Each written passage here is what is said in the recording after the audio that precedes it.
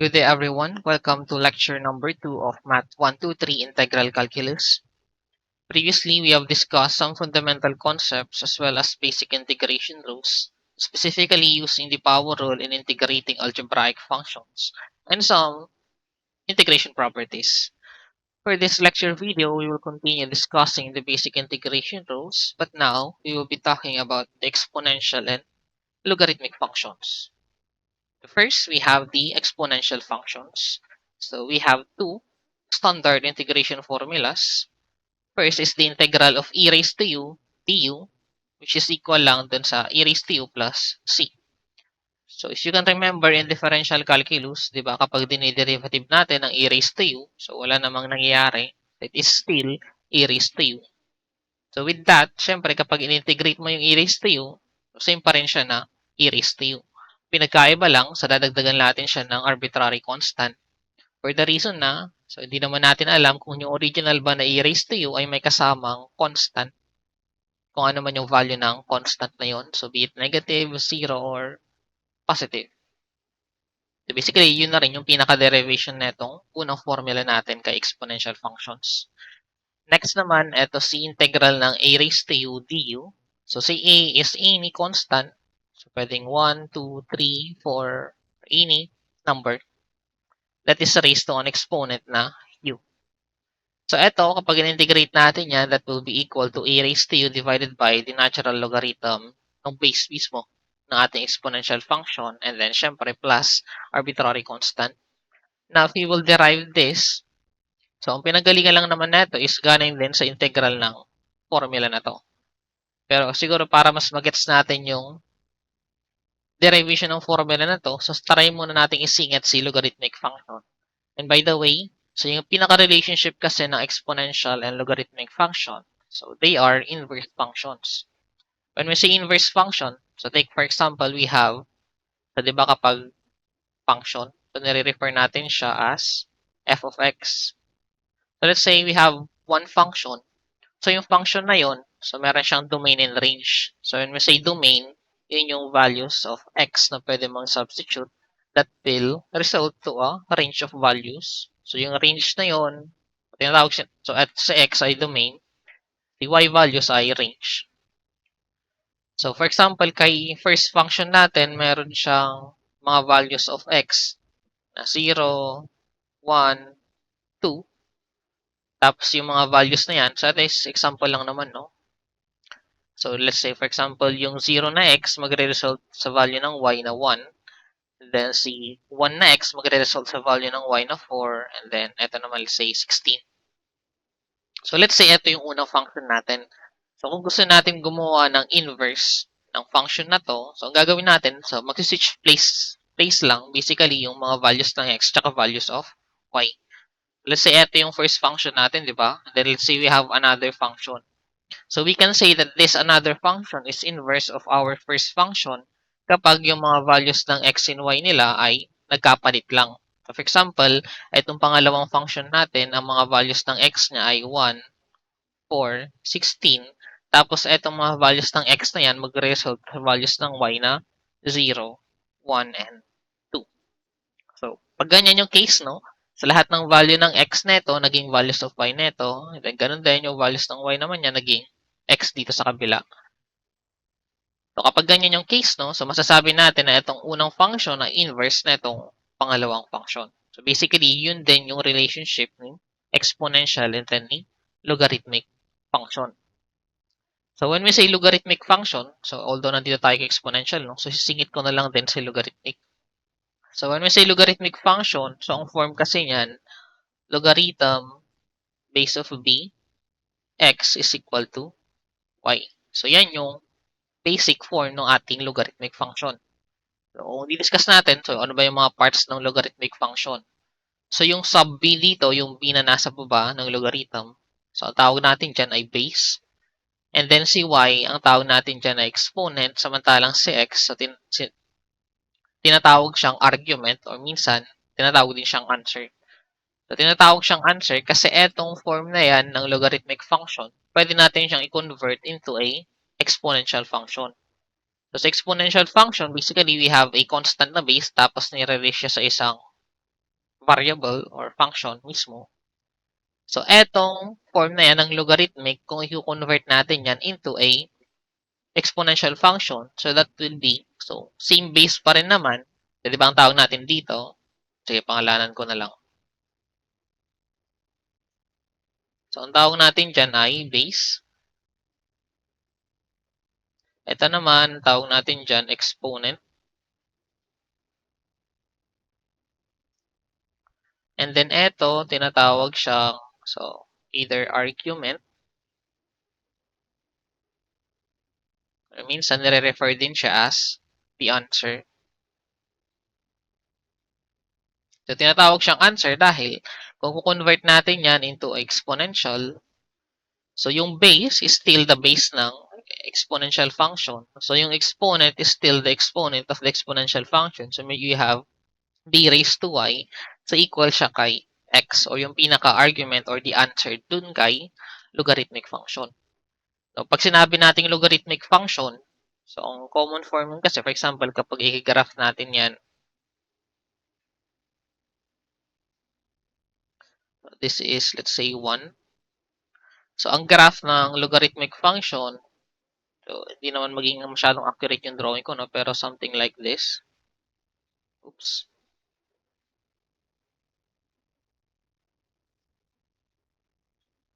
Mukhang ganyan. So, dadaan dun sa 1. So, value ng x is equal to 1 yung graph ng logarithmic function. So, same with the natural logarithm. So, yung ln x. So, ganito rin yung itsura, pero yung ln is, I think, mas mataas lang konti yung graph niya. Pero still, dadaan pa rin siya kay 1. So, as you can see from the graph, so, eto, hindi ko man siya na-drawing na maayos, no? Pero, asymptotic yung ating graph ng logarithmic dun sa y-axis natin, which is merong value ng x is equal to 0. Meaning, so yung graph ng logarithmic, it will come very, very close to the y-axis, pero it will never cross the x-axis. So, papalapit lang siya ng papalapit dun sa, so gano'n naman pag sinabi nating asymptote, di ba? So, the graph will be as close as possible to the asymptote, pero never nyo mararating yung asymptote na yun. Ganon din kay ln x, no? So, dito, pag sinabi nating logarithmic function, so, syempre, meron din siyang mga rules or laws. So, siguro, try na rin natin isikit dito. Kasi last time, so, na-discuss naman natin yung mga laws of exponent, no?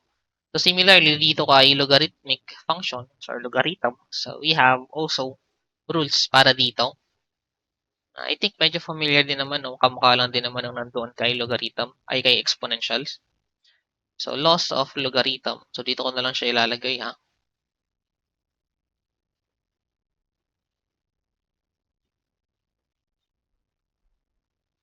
So, una dyan, so meron tayong product rule.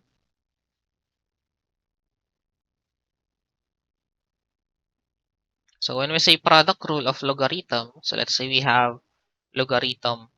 Tapos, kaya di ko naman siguro ilagay yung, sige, lagay ko na lang para ano, hindi malito, no? So, log to the base of b, tapos yung argument niya is a product of two, let's say, numbers or two variables. So, let's say m times n yung mga nandoon, or yung pinaka-argument ng ating logarithm is m times n. Sabi ni product rule, eto, pwede mo daw siyang i-rewrite as logarithm sub b ni m, oops, plus logarithm sub b ni n. So, yan yung sorry, this is n. So, yan yung ating product rule of logarithm. So, di ba parang kay exponent din, kapag pinagmumultiply yung dalawang magkaparehas na base, so pinag-add mo yung kanilang exponent. So, dito naman, kapag pinagmumultiply mo yung mga variable or constant na nasa loob ng argument, so pwede mo silang pagplasin na lang para gawing separate. Another one is the quotient rule. So, pagdating kay quotient rule, very similar lang naman dyan kay product rule. So, dito naman, so logarithm sub b, tapos yung argument niya, let's say we have m divided by n. So, ito naman pwede nating i-rewrite as logarithm base of b, m minus logarithm base of b, n. Pwede naman siyang ganyan. And then, the last one, So, meron din tayong power rule dito. So, when we say power rule, let's say we have logarithm b, and then gamitin ko na lang argument is m, and then naka-raise siya kay p. So, take note, etong exponent na p, naka-raise siya dito kay. So, lagay ko na lang ng parentheses. Let's say, yung argument natin na m, naka-raise siya sa p. So, sabi ni power rule, so pwede mo daw yung i-rewrite. So, yung exponent ni argument, pwede mong ilagay dun sa harapan. So, pwede mo siyang isulat as p logarithm sub p and then argument na m. So, yan yung ating power rule. Kumbaga, ni-rewrite mo lang into another form. And then, aside from this, so we also have general properties. So, we have general properties of logarithm.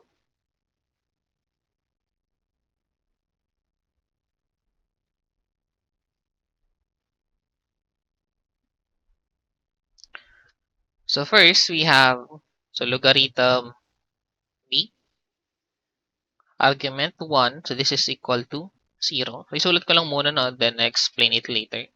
So, another is logarithm b, argument b. So, this is equal to 1. And then, logarithm sub b, argument b raised to x. So, this is equal to x. And then, b raised to logarithm sub p, x. This is equal to x. So, yan yung isang form, no? Another form of that. So, kumbaga yung mga base na base, papalitan lang natin ng base na 10. So, log to the base of 10, 1, argument, so equal to 0. Another one, logarithm 10, argument 10, equal to 1. Then, logarithm 10, argument 10 raised to x is equal to x. And then, 10 raised to logarithm base of 10x equal to x. So that's another form. And then the last form, so we'll be using the natural logarithm. 1 is equal to 0. Natural logarithm e is equal to 0. And then natural logarithm of e raised to x is equal to x. And then last, so e raised to ln x is equal to x. So first, dito muna tayo dun sa unang apat. So, sabi natin kanina, kung meron tayong form na logarithm base x is equal to y, so we can convert it into exponential function na b raised to y equal lang to x. So, ito pala yung sinasabi ko kanina, no, na inverse function. So, as you can see, pag sinabi kasi nating functions, di ba, usually y or f of x is equal to, say, something na merong x dito. So, yung original form talaga ng exponential function natin, so let's say y is equal to b raised to x dapat. So, yun yung dito. So, kumbaga, y is equal to b raised to x, pero kung papansin niyo, so nagbaliktad yung position ng x and y. So, kaya siya naging inverse ng ating exponential or inverse ng ating logarithmic function. So, nag-switch places yung x and y. So, syempre, mag-switch places din yung mga x and y values nila, yung domain and range nila. So, balik tayo dito sa mga general properties. So, using this first, to log the base of b, argument na 1 is equal to 0. So, sabi natin, so yung base na to, parehas dun sa base na yan. So, I hope nakikita yung cursor. So, yung base na yan, kapag ni-raise mo sa exponent na y, so equal siya dun kay argument or tinatawag ding answer. So, titignan natin ito dito sa ating general properties. Ang sabi niyan, kapag etong b daw ni-raise mo nung answer or nung exponent na 0, equal yan kay 1. So, if we can check, so b raised to 0, so anything raised to 0 is equal to 1 naman, diba? And then the next one, so base na b raised to 1, so b raised to 1, or anything that's raised to 1 is itself. So, b raised to 1, let's say 2 raised to 1 is 2, 10 raised to 1 is 10. So, ganun siya dito, no? So, b raised to 1 is b.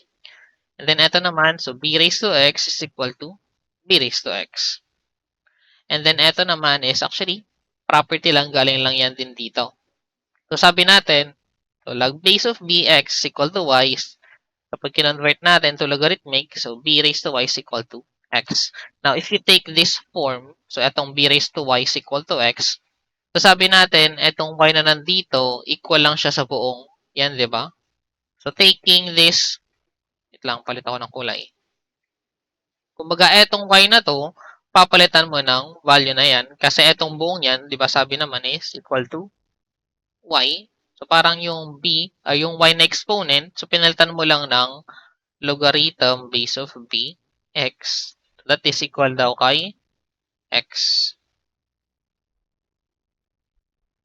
So, I hope naintindihan, no? Kumbaga yung y dyan, equal lang sa y na to, na equal lang din dito kay logarithm base of b times x.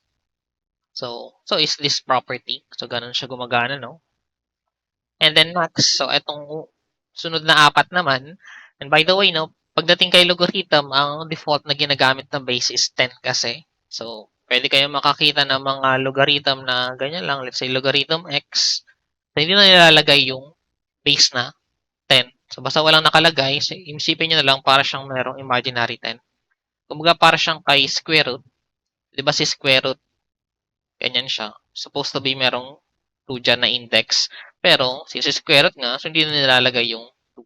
So, ganun din kay logarithm, no? Kapag 10 yung kanyang base, so hindi na siya nilalagay. So, pwede namang ilagay, pero most of the time, hindi na ginagawa, no? So, dito, kumbaga, yung mga b mo, pinalitan lang natin ng 10. So, ganun pa rin naman gumagana. So, 10 raised to 0 is 1. 10 raised to 1 is 10. 10 raised to x is equal to 10 raised to x.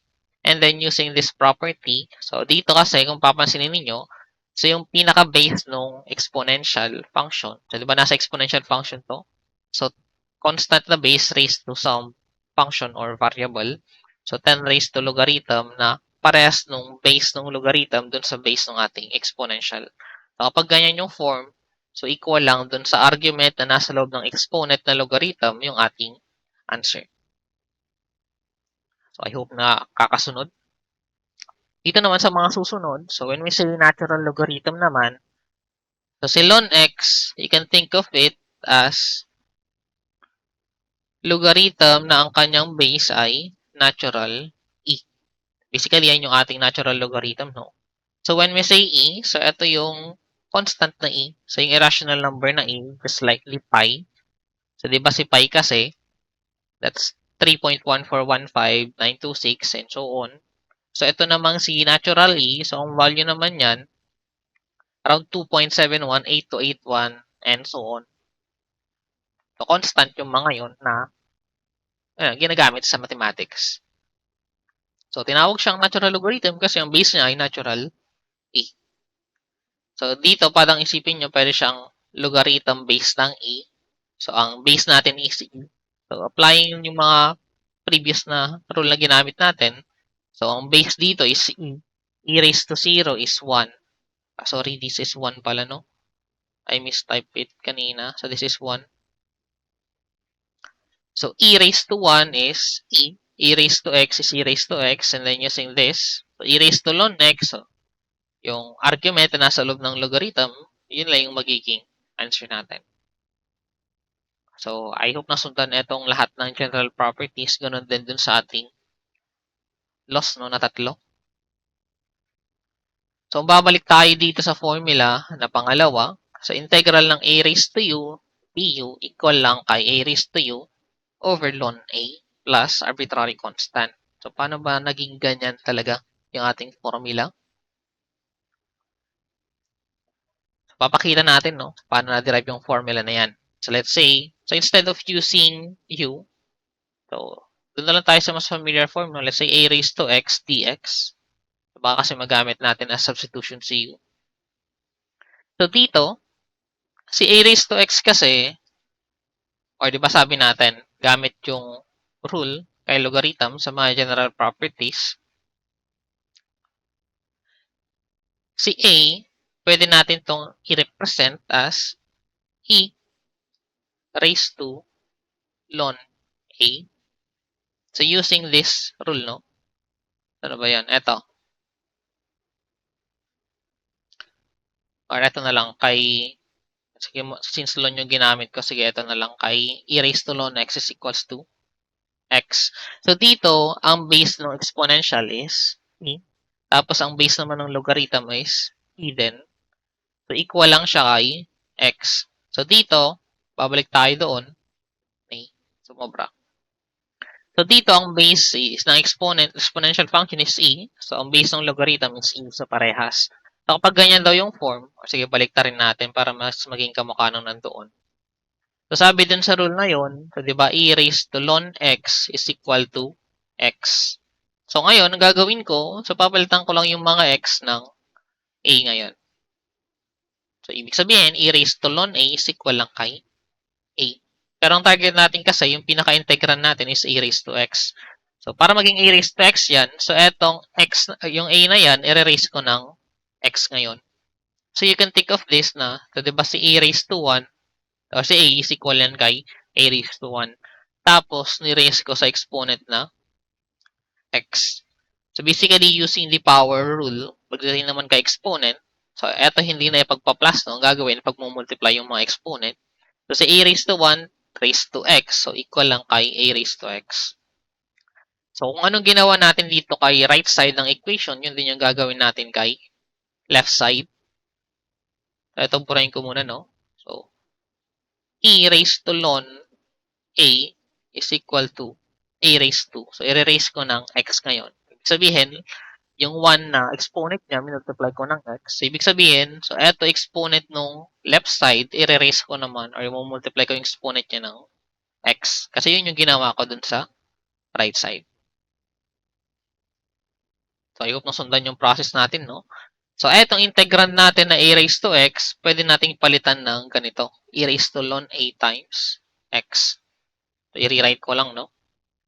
So, integral ng e raised to ln a times x. Ito na lang yung i-parenthesis ko na yung constant niya. And then, this is dx.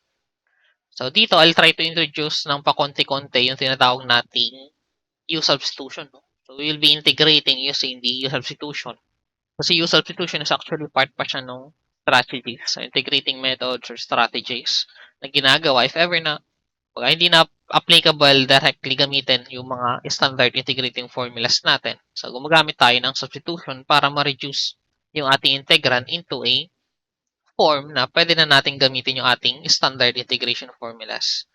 So, para gamitin yung ating substitution, so basically, kapag etong form kasi e raised to ln a times x dx, so medyo kamukha siya neto.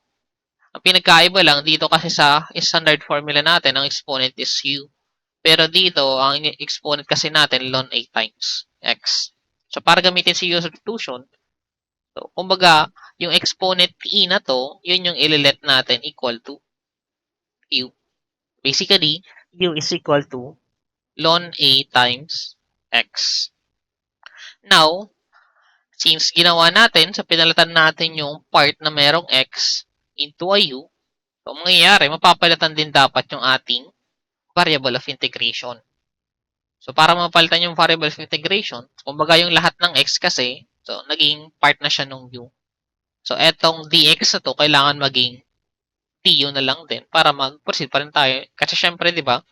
So, pwede lang tayo mag-integrate kapag yung variable sa integrand natin is same dun sa ating variable of integration.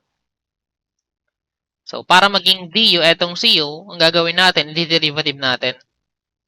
So, u, derivative niyan is du. And then, kung ano ginawa natin sa left, gagawin din natin sa right. So, dinerivative mo si u, derivative mo din si ln a times x. Take note, si ln a yan ay constant. So, si a ay constant. So, natural logarithm ng constant is still constant. So, para siyang constant times variable na x.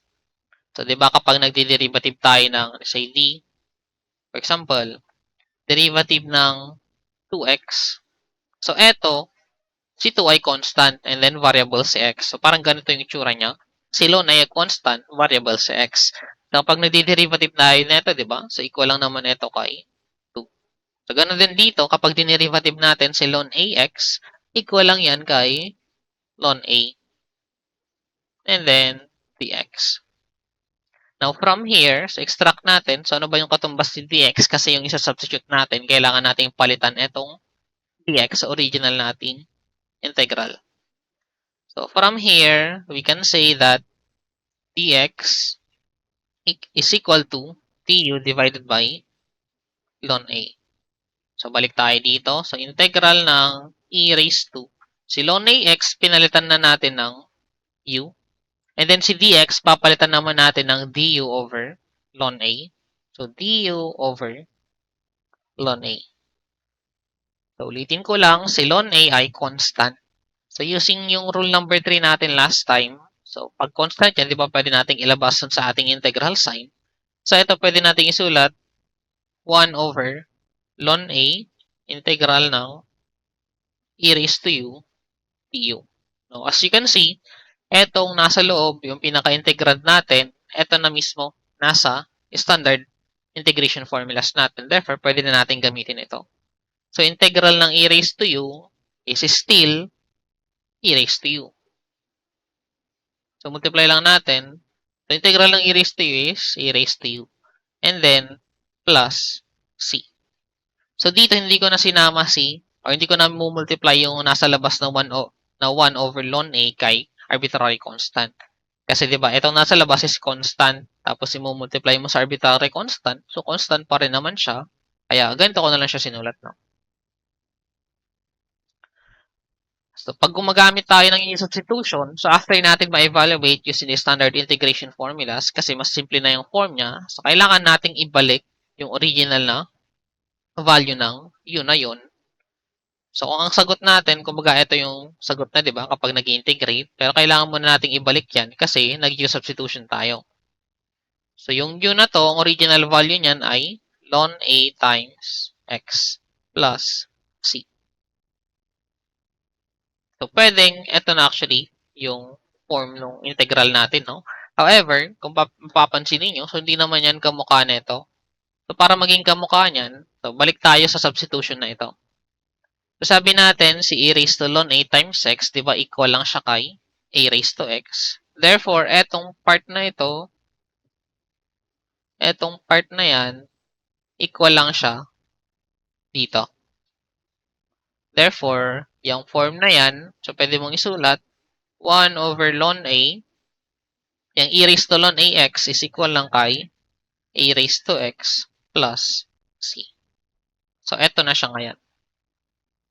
So, nakahiwalay lang, no? 1 over ln A yung ginawa. Pero, kung i-multiply mo naman yan, so, parang a raised to x over ln A pa rin. So, eto na siya mismo. So, yan yung derivation ng standard formula na ito. So, don't worry na kung hindi masyado nag-gets itong u substitution. So, we have more discussion naman about this. So, siguro kahit doon na lang natin siya i-discuss in full detail, no? So, pinakita lang natin sa paano na-derive yan. Now, ngayon na alam na natin paano gumagana yung ating mga standard integration formulas for exponential functions. So, try natin i-apply yan sa ating mga examples.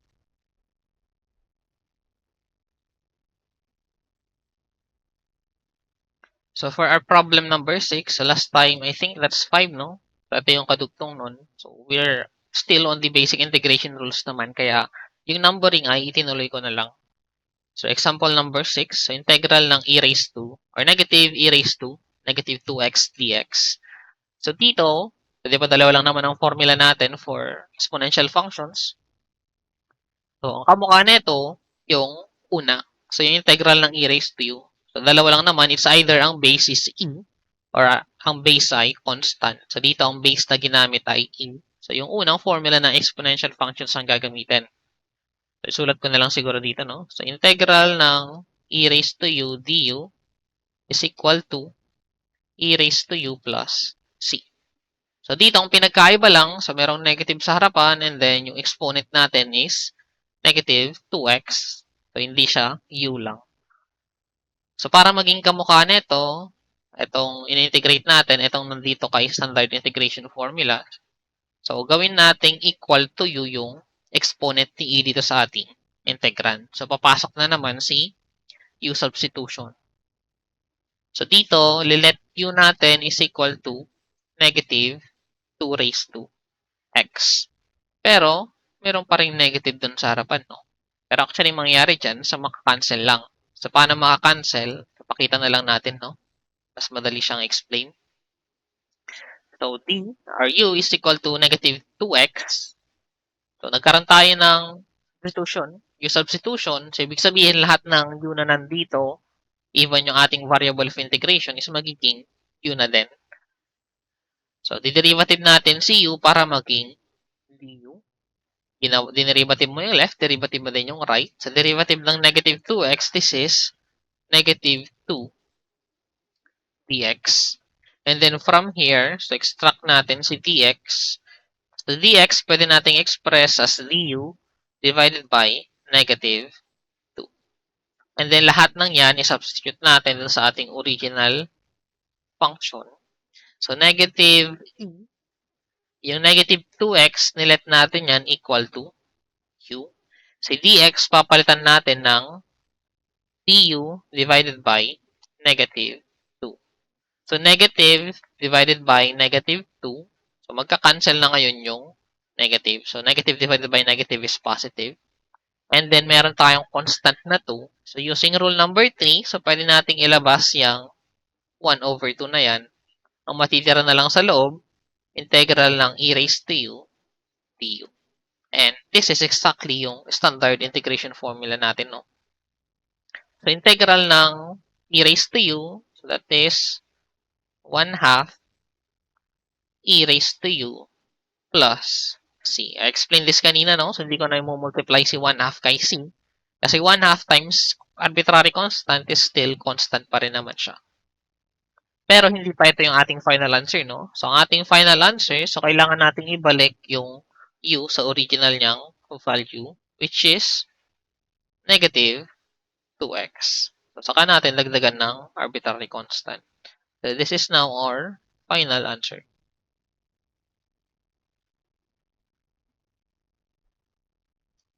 Okay, to the next example. So, evaluate the integral of 2 raised to x dx. So, madali lang naman ma-identify, no? So, ano ba yung base niya? Is it e or is it a constant? So, dito constant obviously. So, 2. So, gagamitin natin yung formula is yung pangalawa. So, yung form naman ng formula yun, di ba? Integral ng a raised to x dx or du pala. Palitan lang natin. So, this is equal to a raised to u divided by natural logarithm a plus c. So, yan yung ating standard integrating formula, no? Which is kamukhang-kamukha nito. So, wala naman na tayong babaguhin, no? So, dito, kumbaga, pwede mong isulat. So, 2 raised to u du. So, para lang siyang u is equal to x. The derivative ng u is du. Derivative ng x is dx. As is na siya, no? Wala nang papalitan, no? So, ito, kung gusto mo isulat ng u yung ginamit, so pares pa rin naman. Pero, medyo obvious na, no? Since u is equals to x, du is equals to dx. So, parang wala din nangyari dun sa pinaka-form, no? Ito na siya mismo. So, from here pa lang, so ito, pwede mong equal na lang dyan. So, equal lang yan kay 2 raised to x over ln 2 plus arbitrary constant. So, yan na yung ating answer, no? So, pwedeng kahit rekta na lang na ganyan. So, kahit hindi na mag-substitution. So, I hope nasundan. For our next problem, so ito medyo ano lang, parang in-upgrade lang natin yung ating example number 7. So, dito hindi na siya katulad nung mismo yung standard integrating formula natin. So, kasi yung exponent niya hindi na lang x. So, meron ng katabi si x, tapos meron pang dinagdag na constant. Pero still, using this formula, no, ito nasa taas, hindi ko na siya isusulat ulit. So, integral ng a raised to u yung form natin. So, dito, hindi lang u kasi or hindi lang x yung exponent. So, ang gagawin natin para matanggal yan, so yung 2 raised to x plus 3, yun yung gagawin nating equal to u. So, 2x plus 3. So, du then equal to derivative ng 2x plus 3. The derivative ng 2x ay 2. Derivative ng constant ay 0. Or this is basically 2dx. Then from here, we extract the value ng dx, which is equal lang kay du divided by 2. So, baga ito, nilipat mo lang sa ilalim na itong du. So, substitute natin lahat dun sa ating original na integrand. So, integral ng 7 raised to, so yung 2x plus 3 na yan, ginawa na natin u. And then si dx, papapalitan ng du divided by 2. So, constant, pwede mong ilabas. Integral ng 7 raised to u du. So, eto, kapag in-integrate mo yan, so kamukhang-kamukha na siya nung standard formula natin, which is equal lang ngayon. So, 1/2 na nasa labas multiplied by integral ng 7 raised to u is 7 raised to u divided by ln ng base, which is 7 plus arbitrary constant. So, simplify lang natin. So, we have 1/2. Yung u natin, ang original value niyan ay 2x plus 3 divided by ln 7 plus c. So, ito yung ating answer, no? For this problem number 8. However, so, marami kasing pwedeng form pa ito. So, pwede natin yung i-rewrite. So, gamitan lang ako ng ibang kulay. So, pwede natin i-rewrite yan. For example, 7 raised to 2x plus 3 divided by 2 ln 7 plus c. Okay lang, may plus sa dulo, no? Pero itong part na to, marami kasi yung pwedeng version. So, di ba, using the, so dito to kay numerator. Using the product rule. So, kapag merong ganyan, so ito kasi yung numerator, pwede nating isulat. 7 raised to 2x times 7 raised to 3. So, di ba, yung product rule na exponents, kapag pinagmumultiply nyo, parehas na base, so para siyang x squared times x cubed. So, di ba, ito equal lang naman kay x raised to 2 plus 3. So, ganun din dito. So, si 7 raised to 2x times 7 raised to 3, pwede siyang nakaganyan. So, possible kasi gawing constant yung 7 raised to 3. So, yung 7 raised to 3 na yan, so, di ba, that is equal to 343. So, yun yung mga possibilities lang naman, no? And then, dito naman sa denominator, so, pwede rin. So, gamit naman yung power rule ni logarithm. So, di ba, yung 2 na yan, pwede mong ilagay dun sa exponent ng argument. So, pwede siyang maging ln 7 squared. So, pwedeng ganyan. O, kung nakasimplify yan, sabi ko nga, 343, 7 raised to 2x over ln 49. O, pwede rin siyang ganyan na. Or, syempre, huwag kakalimutan si plus c. Pero dito, no, so acceptable naman na yung answer na ito. Unless na lang siguro multiple choice, no? Tapos isa dito yung nasa choices. So, pinakita lang natin ano yung mga possible form ng answer, no? So, doon na papasok yung mga rules natin for exponents and logarithm na syempre kailangan kabisado pa rin. So, huwag kinakalimutan na yung mga fundamentals natin. Next, we have integral ng z e raised to 4z squared. So, this, nakalimutan kong palitan, no? So, this should be dz. Palitan ko lang saglit.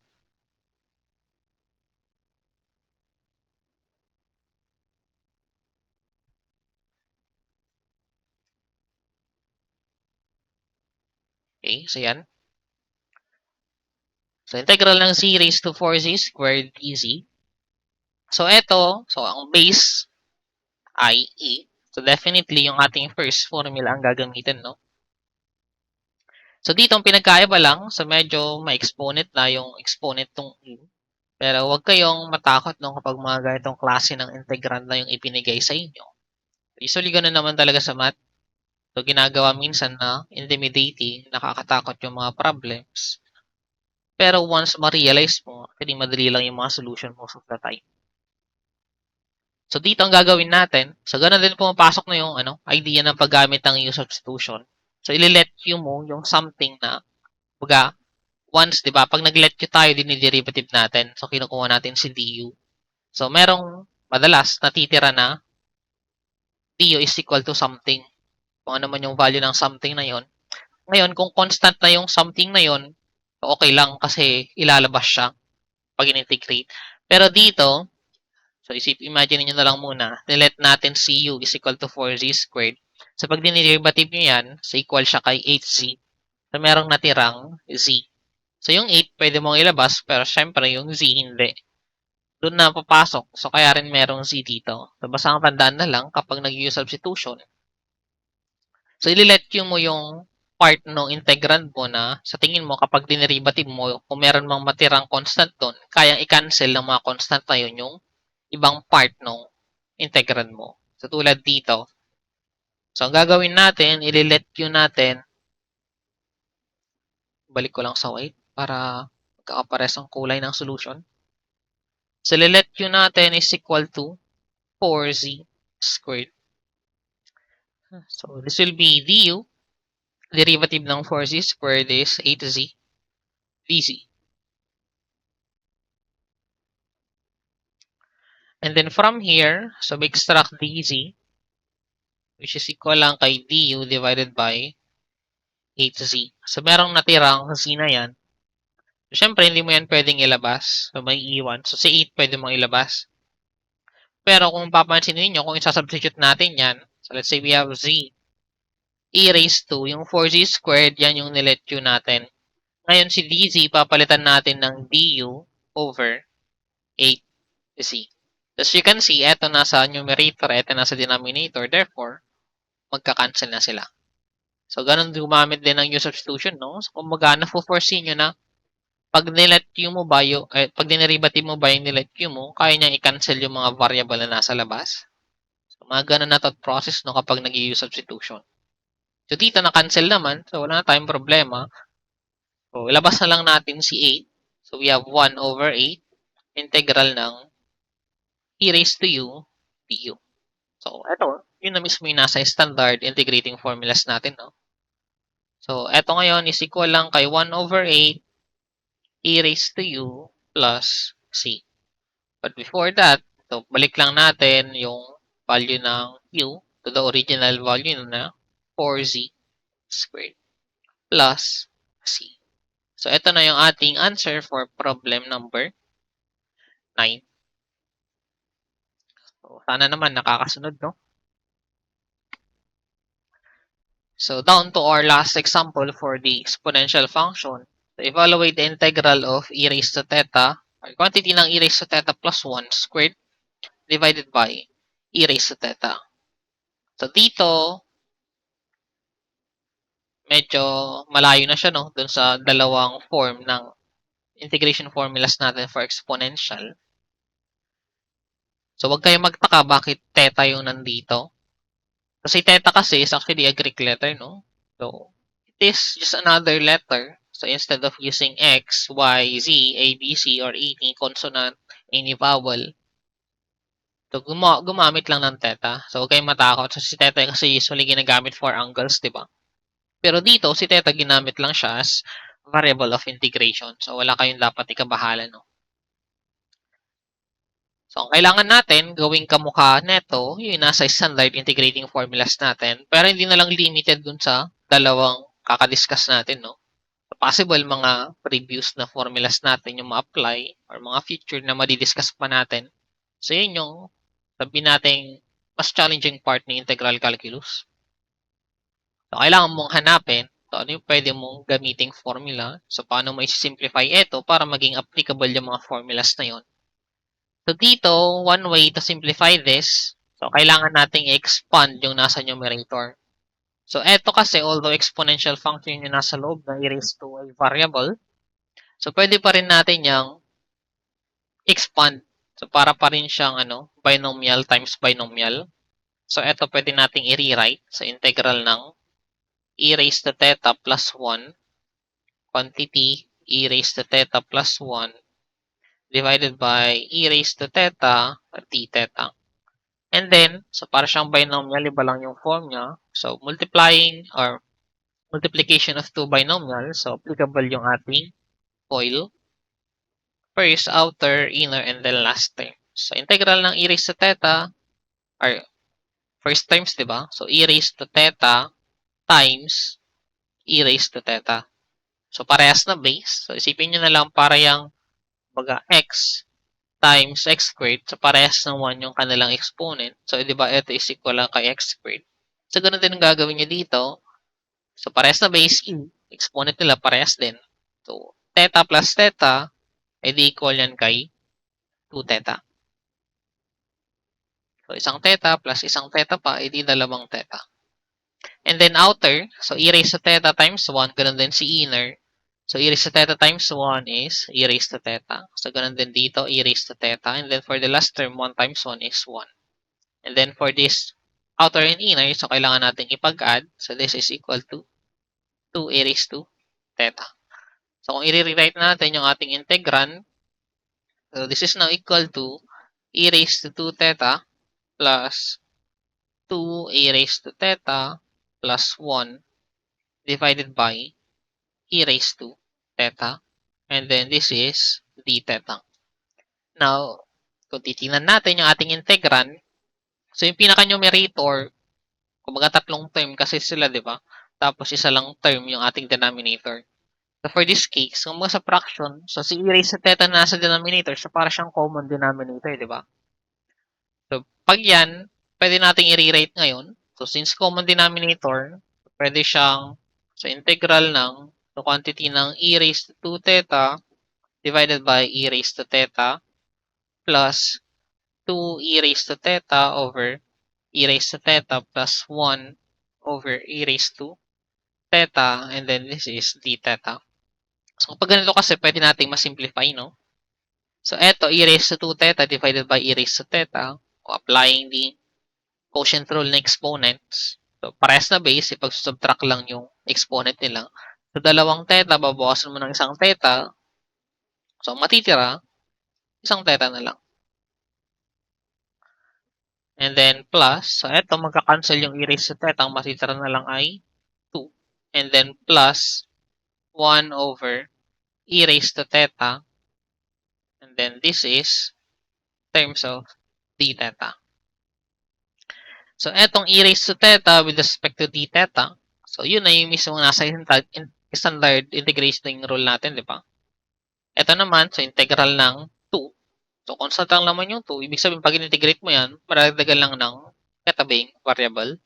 Pero ito, so integral ng 1 over e raised to theta. So, yan kasi pwede nating i-rewrite. So, instead of 1 over e raised to theta, pwede siyang e raised to negative theta. So, kapag e raised to negative theta, pwede na ulit yung ating rule number 1. So, saan ba natin pwedeng isulat yung continuation? So, medyo masikip na. So, try ko na lang insert ng another slide para hindi magulo yung ating solution.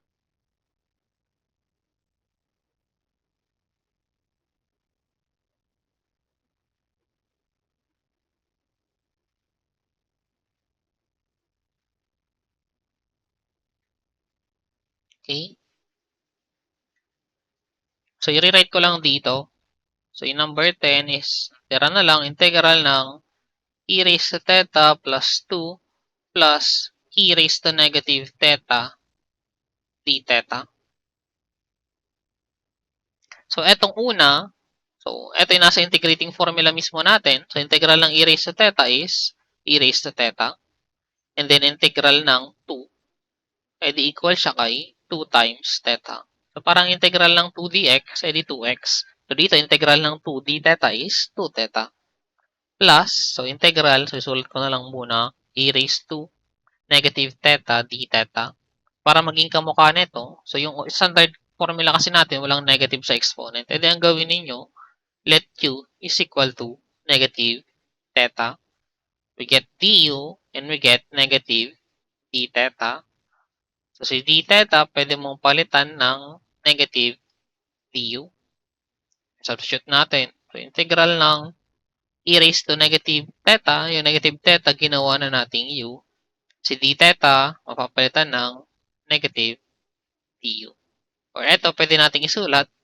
So, e raised to theta plus 2 theta. So, merong minus dito, pwedeng ilabas mo na. Integral ng e raised to u, du. So, eto, pag in-evaluate natin, so, integral ng e raised to u is, e raised to u pa rin naman. So, minus e raised to u plus c. Pero before that, ibalik lang natin yung original value ng u. So, ang final answer natin ngayon, e raised to theta plus 2 theta minus e raised to negative theta plus c. So, ito na, pwede yung ating answer. So, kung gusto nyo i-simplify, ayaw nyo ng negative theta na exponent, edi express nyo itong part na to na 1 over e raised to theta. So, pwede rin siya, no, na ganyan. So, yun yung ating problem number 10.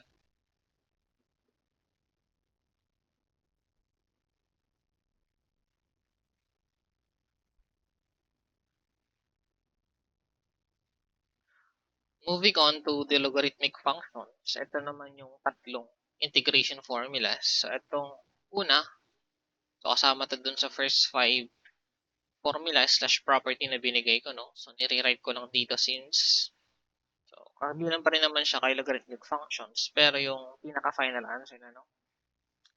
And then dito, meron tayong dalawang additional standard integrating formulas. So, integral ng ln u du. So, equal siya kay u ln u minus u plus c. And then, ito naman yung isa medyo mas mahaba. So, try ko rin ipakita, no? So, paano ba ma-derive itong dalawang ito? O, saan yung pinanggalingan ng dalawang formula na yan? We'll start with this second formula. Integral ng ln u du. So, i-rewrite ko lang dito. So, integral ng ln u du ay equal lang kay u natural logarithm u minus u plus arbitrary constant. So, for the derivation of this formula, so actually gagamitin siya ng additional integrating strategies. So, tawag sa integrating strategy na yun ay integration by parts. Para ma-integrate natin itong ln u du, so, kailangan natin gumamit ng dalawang substitution. So, unlike kay u substitution, di ba, isa lang yung nililete u natin. Pero dito, parang dalawang substitution ang gagawin natin. Now, itong ln u, so imagine ninyo meron niyang katabing 1 dito. So, si integration by parts, sa ginagamit siya, in-express yung pinaka-integrand natin as a product of two variable or two parts ng integrand. So, for this case, 1 times ln u yung dalawang part na yun. And then, para sa standard formula naman ng ating integration by parts, so that is u times v minus integration ng v times du. So, dito dalawang variable na yung introduce natin, u and then v. So, yung gagawin natin, yung pinaka-first step, so kailangan natin mamili alin yung ililet natin and alin yung ililet natin equal to dv. So, hindi let u and let v, no? So, ang gagawin natin, so okay lang dito siguro kung hindi pa masyadong mag-gets tong process na ipapakita ko, no? So, basta ang goal ko lang naman is mapakita yung standard integrating formulas, yung pinaka-derivation niya.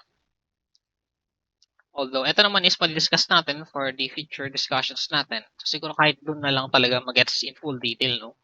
Pero dito, ang ililet u natin is yung ating, or siguro palitan natin, no? Instead of u yan, kasi gagamitin natin yung u as substitution. So, let natin ln x dx. So, para siyang 1 times ln x. So, yung let u natin, yun yung ating ln x. And then, ililet naman natin equal to dv is yung 1. So, dito, ganun pa rin, gagawin natin si u, gagawin natin du. Ibig sabihin, i-derivative natin siya. So, derivative ng ln x, so that is 1 over x dx. Now, ito naman si, so, kumbaga, ito kasi magkasamang derivatives tapos integral na. So, dito naman, integrate natin both side ng equation. So, pag in-integrate mo si dv, magiging v. And then, kapag in-integrate mo si 1, so, lahat naman ng ito is with respect to x, no? So, integral ng 1 dx, so that is equal to x. So, ngayon, gamit na itong formula na to, so, kunin mo lang yung value ng v, ng u, ng v, ng du. So, yan yung substitute mo dito. So, ang value ng u, yan ay ln x. Multiply natin ang value ng v, which is x. So, ln x times x, so ganyan siya. Minus integral ng, ang v natin ay x, and then ang du natin ay 1 over x dx naman siya. So, etong x times ln x, so pwedeng unahin na lang natin si x, no? Para hindi magkatabi yung dalawang x. Minus, so integral neto, so x over x, so magka-cancel na ngayon. So, gamit ako ng ibang kulay. So, magka-cancel na yung x sa taas, tapos x sa baba. So, natira na lang dito, 1 dx or dx. So, di ba integral ng dx, that is equal na lang kay x. And then, dagdagan na lang natin ng arbitrary constant. So, eto na, yung ating formula na yan. So, ito palitan ko lang, no? So, instead of u, siya ay x ln x minus x. So, sabi ko nga, okay lang kahit hindi masyadong naintindihan pa tong part na to, no? So, ang goal ko lang naman is mapakita yung derivation ng ating standard integrating formula. Now, for the next formula naman, so actually, ito medyo mas mahirap yung derivation niya, no? So, integral ng log to the base of a, merong argument na u. So, pag di-integrate mo daw yan, equal lang siya dito. So, itong e naman na yan, so, yun pa rin yung ating natural e, dun kay natural logarithm. So, yan pa rin yung 2.71881 and so on. And then, derivative over du, or the derivative ng u. So, take note dito, yung pinaka-argument natin na u, dapat siya ay linear. So, when we say linear, so, pwede siyang x plus 3, pwede siyang 2x plus 5. So, ganyan yung mga possible values pag sinabi nating linear, no? So, dito, kailangan nyo lang tandaan, so, nagiging linear lang naman yan, basta ang exponent ng x ay 1. So, hindi siya pwedeng 2, 3, or any full number. So, dapat 1 lang para masabi natin na linear siya. So, I hope malinaw yun, no? So, dito, so yung u na yan, so pwedeng mga ganito yung value niya. So, kung ano man yung value ng argument niya, i-derivative mo yung argument na yun, yun yung ilalagay mo dito sa denominator. So, ito yung ating formula. So, pakita ko na lang din. So, paano ba na-derive yan?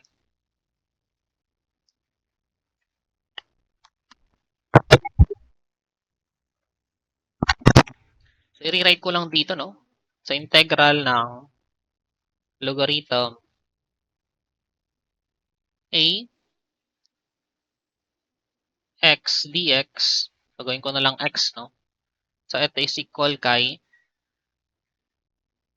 x logarithm x over e divided by dx. And then plus c. So, ito pa rin yan, no? So, ano yan? Oops. So, ito pa rin yan, no? Pinalitan ko lang yung mga q ng x kasi gagamitin ulit natin yung q para sa ating substitution. So, para makarating tayo sa ganyang form ng integral, so kailangan mo natin actually gamitin ng substitution. And then, another rule, so tinatawag kasi natin siyang change of base pagdating kay logarithm. So, pagdating kay change of base, so for example, we have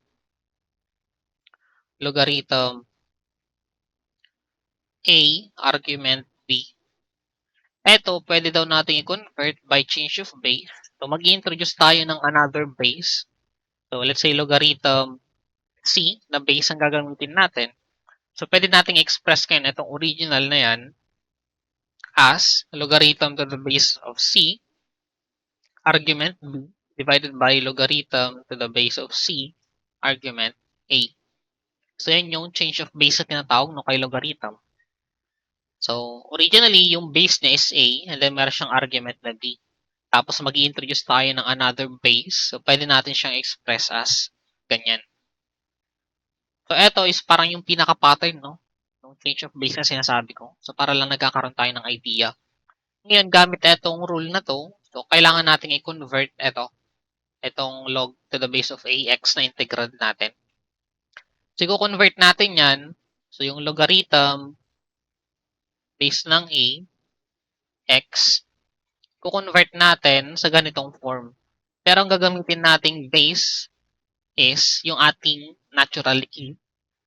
So, logarithm base of e.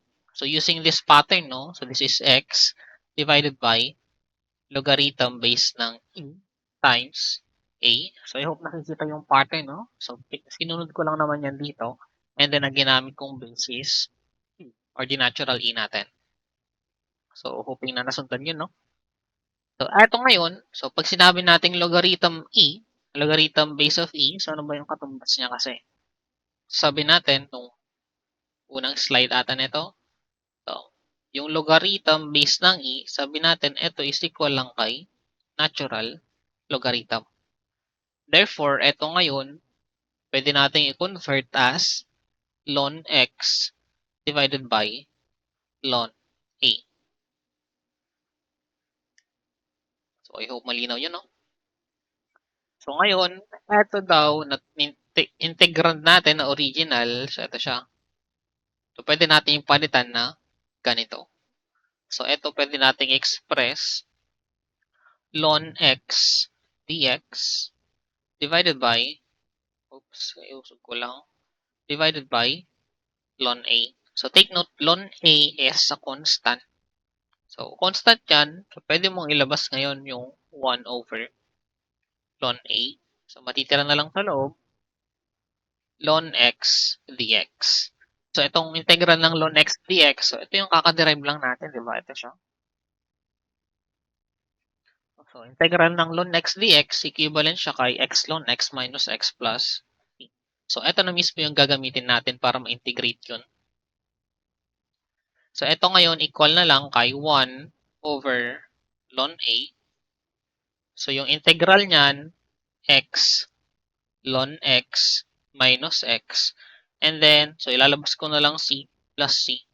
So, hindi ko na siya ulit minultiply kay 1 over ln a kasi 1 over ln a times c ay constant pa rin naman siya.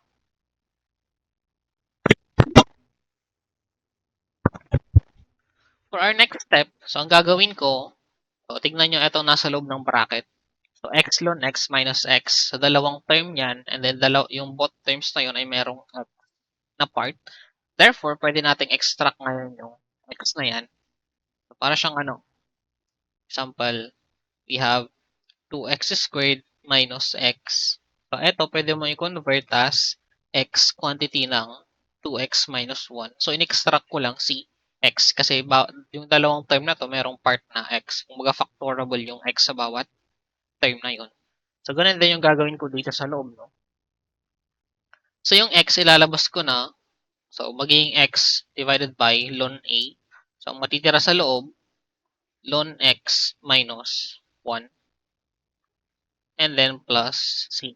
After may ilabas yung x, ang gagawin ko naman, i-distribute ko papasok yung ln a. So, di-distribute ko yung 1 over ln a kay ln x minus 1. So, matitira na lang sa labas is x. Yung nasa loob na ng bracket ngayon is ln x divided by ln a minus 1 divided by ln a plus c. So, I hope nasusundan na yung bawat step na ginagawa natin. So, ito rin yung kagandahan ng lecture video. So, syempre, pwede mong balikan if ever na merong hindi na-gets na part, no? So, only replay naman ito.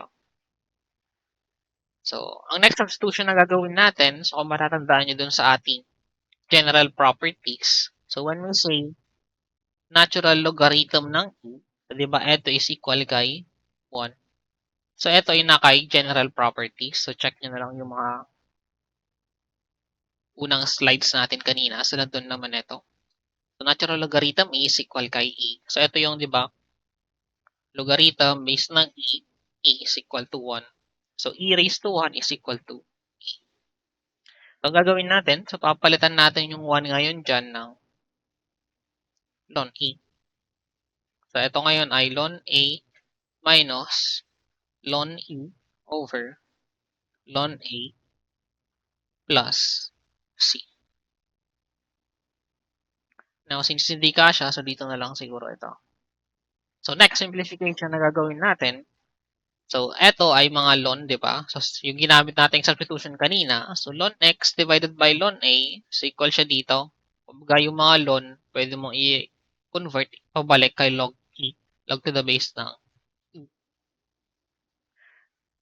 So, yun yung gawin natin. So, eto ay equal kay log E x divided by logarithm base ng A minus logarithm ng E over logarithm base ng A plus C. So, hindi kasya yung ano. Mag-insert lang ako ng isang slide pa.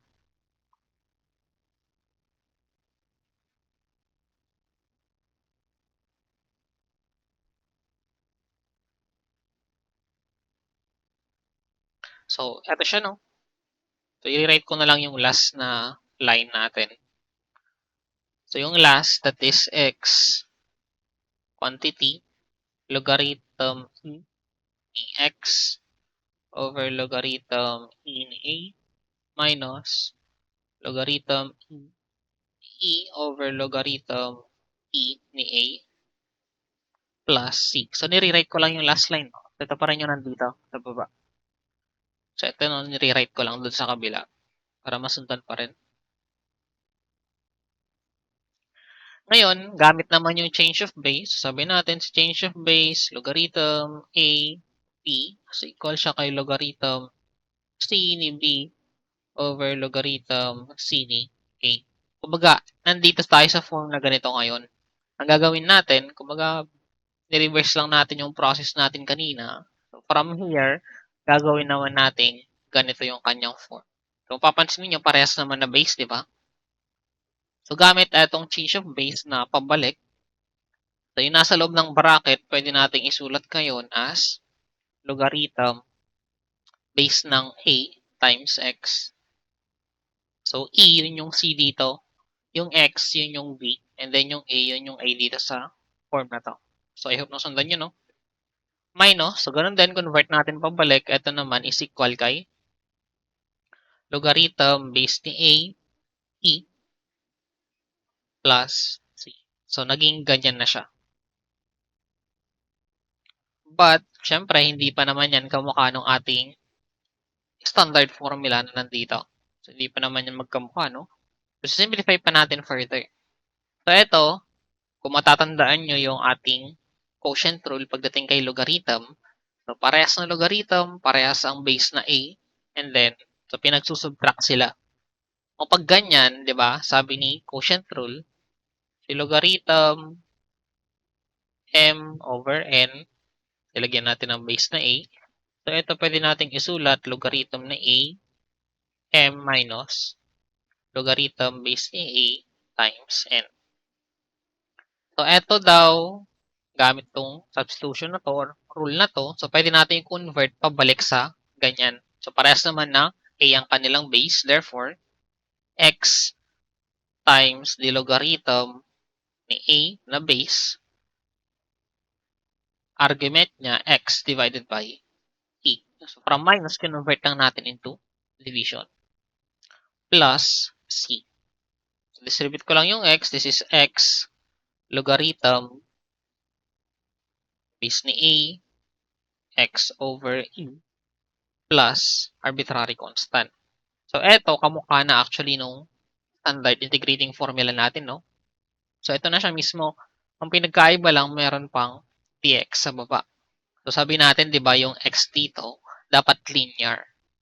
So, kung titignan natin itong original formula kasi natin, or integrand natin, so, yung value ng u is basically x lang. So, derivative ng x is dx. Nag-gets nyo yung point na yun. So, derivative niyan, parang 1 times dx lang. So, since x lang naman yung nandun sa loob, so derivative ng x is 1. So, parang imagine niyo eto lahat ng 'yan dinivide kay derivative ng x. Ang derivative ng x 'di ba is 1. Oh, siyempre denominator niya 1, hindi na siya sinusulat. So, as is na siya. Pero if ever na yung value ng say logarithm a tapos ang nandito, let's say 2x plus 5. So, ito naman equal siya kay 2x plus 5 logarithm base ng 2x plus 5 divided by e. So, lahat naman ng yan, di-divide mo, derivative yung nasa loob. So, derivative ng 2x plus 5 is 2. Saka malagdagan ng plus c. So, ganyan siya, no? So, yung original kasi, x lang naman, derivative ng x is 1. So, dito, derivative ng 2x plus 5 is 2. So, yun yung ilalagay mo sa ilalim. So, sana naman na gets yung step by step natin, no? So, yun yung derivation ng ating formula.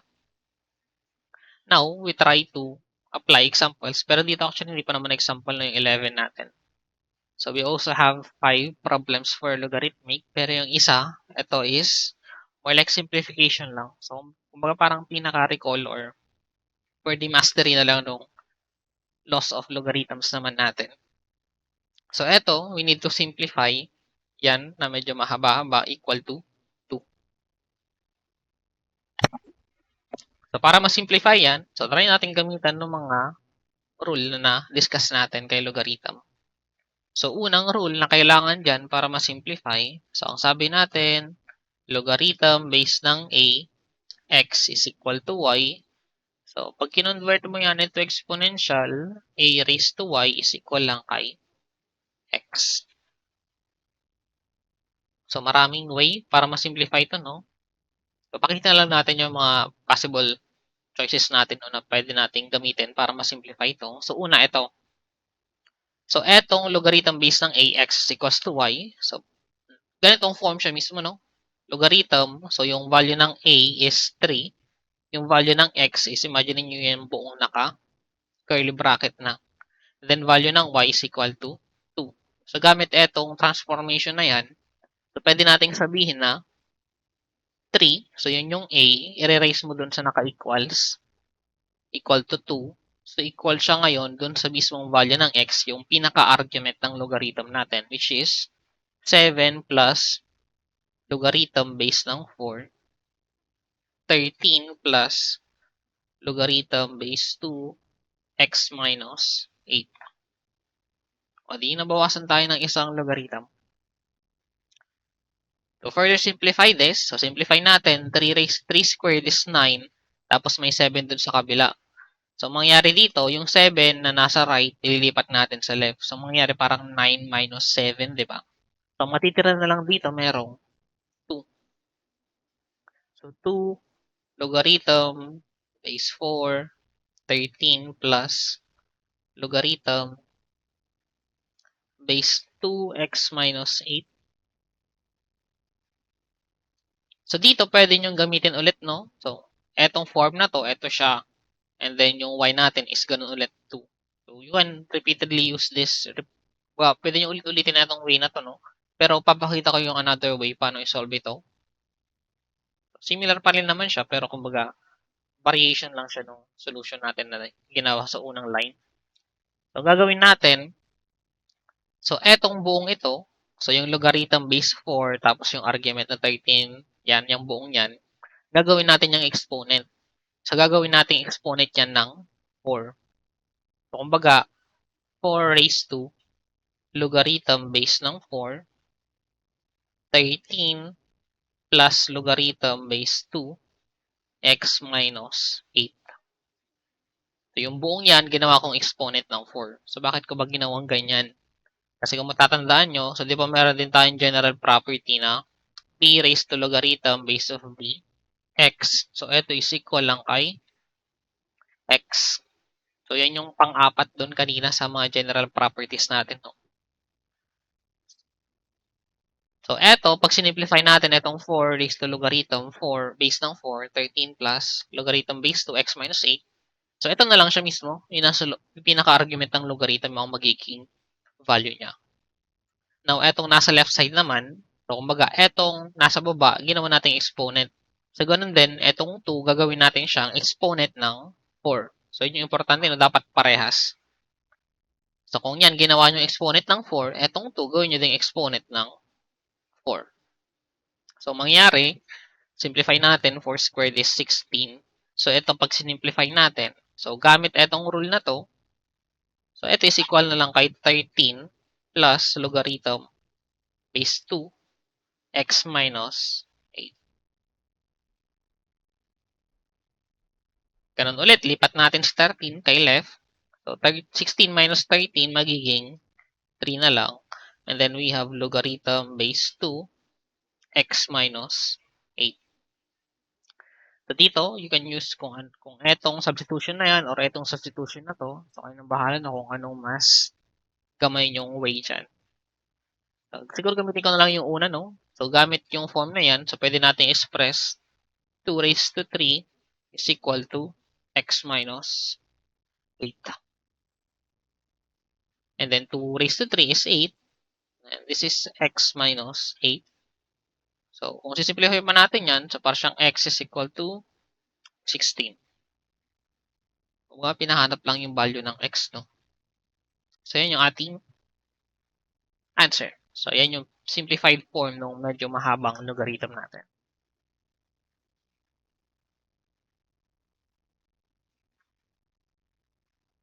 Okay, for problem number 12, so we need to evaluate integral of x squared divided by quantity ng x cubed plus 4. So, dito, actually, maging solution natin is still u substitution. So, dito na papasok yung, kumbaga, pag-foresee kung anong pwedeng mangyari kapag nag-u substitution kayo. So, di ba sabi natin, mamimili kayo dyan, ano yung ililet u nyo, tapos pag dinerivative nyo yung u, dapat yung tirang mga variable doon, kaya nyang i-cancel yung ibang variables pa sa integrand natin. So, ang gagawin natin dito, so ililet u natin equal doon kay, so imagine niyo pag nilet u nyo yung x squared, so let u is equals to x squared, so derivative ng x squared is 2x, so yung 2x ba kaya nyang i-cancel itong x cubed plus 4? No. So, gano'n naman, check nyo kung yung denominator kaya ang nilet u natin. So, let u is equals to x cubed plus 4. Derivative ng x cubed plus 4 is 3x squared. So, meron siyang x squared. Tapos, meron ding x squared na matitira. So, magka-cancel sila. So, parang gano'n yung pinaka-thought process, no? So, let u natin is equals to x cubed plus 4. Then, derivative natin magiging du. Derivative ng x cubed plus 4 is 3x squared. So, derivative ng constant is 0 lang naman. So, this is dx. Then, i-substitute natin sa integral ng x squared divided by, so, nilet u natin itong x cubed plus 4. Yung dx, papalitan natin ng du. So, yung dx dito, equivalent siya kay du over 3x squared. So, yung dx, papalitan natin ng du over 3x squared. As you can see, so makakancel yung x squared. Itong over 3, pwedeng ilabas na lang natin. Ang natira sa loob, du over q. So, ito ngayon, so ito yung unang formula natin kay logarithmic function. Or ito rin yung, yung panglima dun sa unang 5 na rule na binigay ko sa inyo. Integral ng du over u, so ito yung power rule, di ba, na negative 1. Kaso kay power rule, hindi kasi pwede si negative 1. Kaya mag-fall siya under kay logarithmic. So, eto, pag in-integrate natin, so that is ln u plus c. Pero nag-u substitution tayo, so kailangan nating ibalik. So, ano yung original value ng u? So, 1/3 ln x cubed plus 4 plus arbitrary constant. So, ito na yung ating answer for problem number 12. Next one. So, integral ng x ln x squared plus 1. So, dito, no? So, huwag nyo na masyadong pakomplikaduhin muna, no? So, let's stick with the formulas pa lang, standard integrating formulas na discuss natin so far. So, although pwede nyo gamitan to ng iba't ibang way pa, pero doon muna tayo mag-stick, no? Huwag nyo muna huwag nyo muna gawing komplikado sa mga isip niyo. So, dito ang gagawin natin, still use substitution. So, alin ba yung ililet Q natin para maging kamukha ito nandun sa mga standard integrating formulas natin. So, ganun ulit. So, ililet Q natin equal to x squared plus 1. So, bakit sa inyong napili? So, ito yung napili kasi di ba kapag ito yung derivative mo, so merong matitirang 2x. 2x tapos merong x dito sa unahan. So, magka-cancel sila. So, gawin natin du is equal to 2x dx. Then from here, we can extract dx is equal to du over 2x. Rewrite natin yung ating integrand. So, we have x ln. So, yung x squared plus 1, so yun na yung ating u. Si dx, papalitan natin ng du over 2x. So, cancel si x, cancel si x. And then, etong over 2, pwedeng ilabas ulit natin. So, natira na lang, ln u du. So, integral ng ln u du, so, dinerive naman natin yan. So, that is equal to u ln u minus u plus c. And then, ibabalik lang natin yung original value ng u. So, we have 1/2. Ang u natin ay x squared plus 1 natural logarithm x squared plus 1 minus x squared plus 1. And then, plus c. So, okay lang na ganyan, no? Pero ito kasi pwede pang i-simplify. So, pwedeng ilabas itong x squared plus 1 na naka-parenthesis. Parang dito, di ba? So, pwede mong ilabas si u. So, parang sa labas maging u over 2. So, pag nakasimplify yun, so pwede ka siyang ganito. X squared plus 1 over 2 quantity ng so ln x squared plus 1 minus 1 and then plus c. So, pwedeng ganyan yung mga version ng ating answer.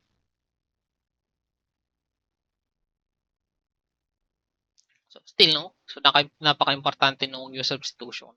So, isa siya sa mga dapat kailangan din ma-master. Kailangan na marunong or alam ano yung ililet natin equal to q. So, next one is, so evaluate the integral of v plus 3 over v minus 1. So, ito medyo challenging siya, no? Kung hindi aware dun sa mga possible solutions na pwede natin gawin. Para maging simplified na lang yung version ng solution natin, no? So, tingnan nyo itong, so, kumbaga parehas naman yung, parehas na 1, yung pinakamataas na exponent ng ating variable, di ba? Pero ito kasi, kumbaga, it's more on the changing the form ng ating integrand para maging kamukha nung mga standard integrating formulas natin, which is, yun naman lagi yung case, no? So, dito, yung ating v plus 3, so, pwede natin kasi itong isulat as, so, pwede siyang v minus 1 plus 4, something like that. So, negative 1 plus 4 divides 3. Pwede siyang ganyan. So, kumbaga mangyari, kailangan natin i-convert to in another form na, ayan, parang na-substitute lang, na-simplify lang yung 3. Ngayon, kung medyo nahihirapan ko yung i-visualize yung sinasabi ko dito, so actually, pwede kayong gumamit dito ng synthetic division. So, pagdating kay synthetic division, so, di ba ginagamit natin siya sa pagka-factor. Pero dito, hindi na siya parang factor mangyari since parehas silang linear. Pero tatry pa rin natin. So, pagdating kay synthetic, so 1, 3. And then, we have positive 1. Ganyan. And then, ito is plus. So, I hope natatandaan si synthetic division, no? So, first step, bring down 1. So, 1 times 1 is 1. And then, 3 plus 1 is 4. So, dito, di ba pag ginagawa natin, let's say x cubed. Tapos di-divide mo siya ng factor niya na x. So it is magiging x squared. Pero dito, kung nangyari parang x divided by x. So ito is 1, di ba? Pero dito, sabi natin, di ba, kay synthetic, dapat maging 0 yung pinakadulo para saktong-saktong factor siya. Pero dito yung pinakadulo kasi is 4. So, pwede nating sabihin na si v plus 3 over v minus 1. So, it is equal to. So, ito hindi siya variable hindi siya coefficient ng x, no? Since x divided by x is 1 na.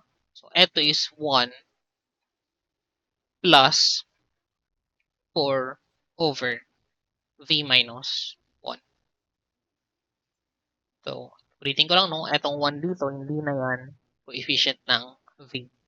So, yan is mismong constant na tapos merong butal na 4. 4 divided by yung ating divisor na v minus 1. So, ito pwede nyo namang ma-verify eh. Kung talagang si v plus 3 over v minus 1 is equal kay 1 plus 4 over v minus 1. So, imagine nyo na lang ito ay may imaginary 1 dyan. Diba, pag nag-add tayo ng fraction, let's say a over b plus c over d. So, diba, ito is equal to. So, cross multiply a times d plus b times c divided by bd. So, yun yung ginagawa kapag addition and subtraction of fractions, diba? Ngayon, ito, pwede nating, or habang ko lang. So, pwede nating, sobra naman. Ganyan. Isulat. So, 1 times v minus 1 plus 1 times 4 divided by 1 times v minus 1. So, simplify natin yan. 1 times v1, v minus 1 is still v minus 1. So, 1 times 4 is 4. So, plus 4 divided by yan, v minus 1. So, simplify natin itong taas. So, that is v plus 3 divided by v minus 1. So, parehas lang sila, no? Pinakita ko lang na parehas talaga. So, ganun yung pwede natin gawin, no? So, kung babalik tayo dito sa ating integrand, so, ito pwede natin i-rewrite 1 plus 4 over v minus 1. And this is dv. So, syempre, integral ng 1 is v lang. So, integral ng constant. So, tatabihan mo lang ng variable. Pero etong integral ng 4 over v minus 1, so actually applicable pa rin naman dito yung integral ng du over q. So pakita ko na lang. So eto para siyang integral ng dv. So 1 dv plus integral ng 4 over v minus 1 dv. Since si 4 is constant, so pwede mong ilagay na lang siya dito sa harapan. So, integral ng 1 dv, yan ay v lang. So, ito naman, kapag in-integrate mo, so, gawin mo na lang, let u is equal to v minus 1. And then, du, equal lang naman kay dv. So, palitan mo ngayon. So, v plus 4 quantity ng, so, si du, papalitan mo ng dv. Or si dv, papalitan mo ng du, baliktad pala. Papalitan mo ng du. Si v minus 1, papalitan mo ng q. So, integral neto, so, dito ko na lang sa isulat, no? So, v plus 4, so, integral ng du over u, that is ln u plus c. And then, ibalik lang natin yung u sa dati. So, 4 ln v minus 1 plus c.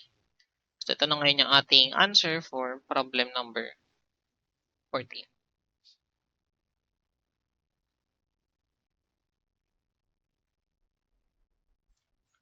Okay, for our last problem. So, ito is about the logarithm naman. Ito papakita ko lang din. So, sa derivation kasi natin, di ba? X lang yung argument. So, dito, para lang ma-try din natin yung hindi lang X yung pinaka-argument ng logarithm. Pero dito, no, kahit hindi nyo na gamitin yung pinakita kong derivation, so, ang gamitin nyo na lang yung standard derived na integration formulas. So, yung integral ng logarithm is a x is equal or dx pa pala. Sorry.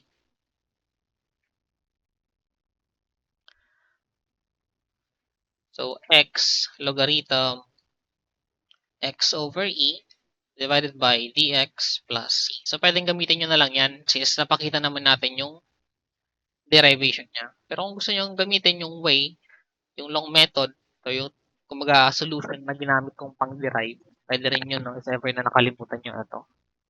Pero posible naman, ito makakalimutan nyo, tapos yung derivation matatandaan, di ba? So, parang it's the other way around usually. So, ito, pag integrate natin, so gamit na lang yung integration formula na yan, so this will be equal to, so yung argument, logarithm, yung argument ulit, divided by e. Tapos lahat yan, i-divide mo ng derivative ng argument natin. So, derivative ng 5x plus 3 ay 5. So, ito is plus divided by e, no? Baka mapagkamalang c. And then, plus c. Kung ayaw nyo ng ganyang form, edi ayusin nyo lang konti. Say, 5x plus 3. Tapos, dito na lang yung ilagay yung 5. Logarithm 5x plus 3 over plus arbitrary constant. So, ito na yung ating answer for problem number 15. So, yun lang naman. So, that will be the end of this lecture number 2.